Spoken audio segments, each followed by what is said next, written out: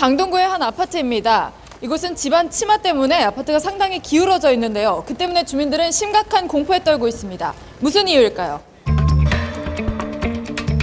주민들의 말에 의하면 7층짜리 아파트 건물이 한쪽으로 약 30cm 정도 기울어졌다고 합니다. 그 때문에 40여 명의 주민들이 집을 떠나야 할 상황인데요. 한눈에 보기에는 심각성이 크게 느껴지지는 않았습니다. 그러게요.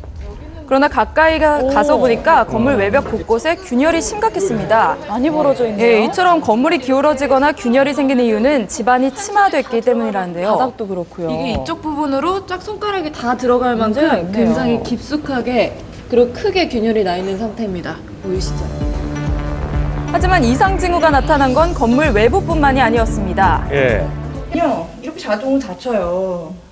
아, 이게 지금 기울어서 이런 물건으로 거죠? 고정시키지 아이고. 않으면 저절로 문이 닫힌다는 문이 겁니다. 닫히니까 저희가 저희 아이를 혼냈어요. 왜 문을 망가뜨렸냐. 근데 애들이 자기들이 안 망가뜨렸다는 거예요. 그래서 왜 그러지? 그러고 봤더니 이제 아이들이 망가뜨린 줄 알았던 문. 다른 주민들에게서 같은 문제가 있다는 얘기를 듣고 나서야 건물의 상태를 알게 됐다는데요. 다른 집도 똑같군요. 많이 기울어졌네요. 방치하면 안 되겠는데요? 다른 집도 사정은 다르지 않았습니다. 얼마나 기울어져 있는지를 이렇게 물건이 굴러가는 정도로 아유. 확인할 수 있었는데요. 심각한데요.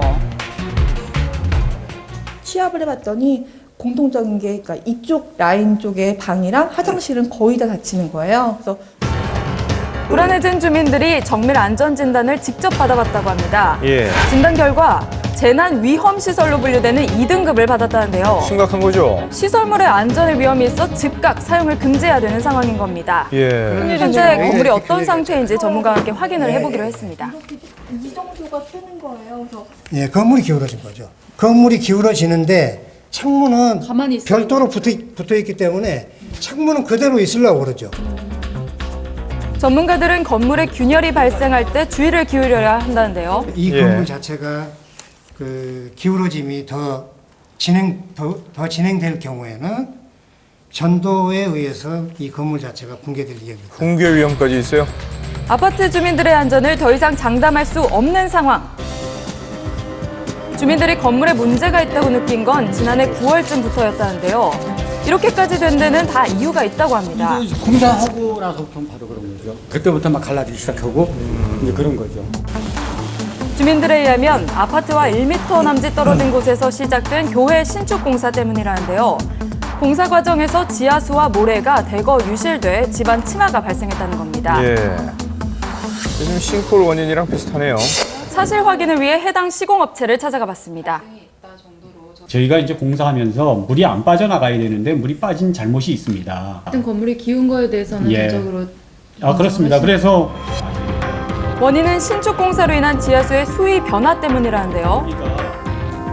이렇게 기울기가 일단은 저희로 인해서 건물이 기울었으니까 건물을 원상복귀시키고 그걸 보강공사라고 합니다. 그다음에 이제 건물 내부에 공사로 인해서 어떤 변형이 발생했다면은 그 부분을 다시 이제 보수 공사를 해드리고.